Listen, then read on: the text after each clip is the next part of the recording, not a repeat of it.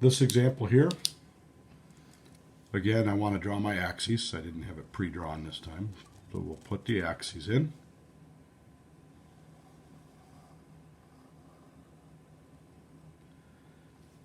Go through your amplitude, your period, and your midline. So amplitude, the coefficient here, it's 1. You take the absolute value. Absolute value of negative 1 is 1. Since it's negative, we get a reflection.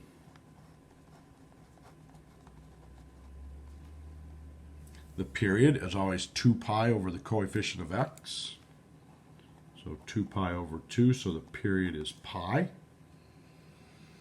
Now the midline can either show up here, or it could show up out here as plus 2. It's still a positive 2. So y is 2. Let's graph this thing without the midline. So I'm going to keep my midline at 0. Amplitude is 1. Period is pi. Cut it into force. Pi over 2. Pi over 4. 3 pi over 4. Remember, it was a reflection. So we start on the midline and we go to the minimum, and then we come back and get to a max. So it's upside down. I used x's that time. Everything gets shifted up 2.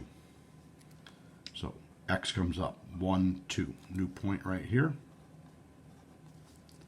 This x here comes up 2. 1, 2. This x here comes up 2. 1, 2. X here comes up 2. 1, 2. This x here comes up 2. 1, 2. Midline was 0. It's now at 2. Notice I have those 3 points on it. It's an upside down sine curve.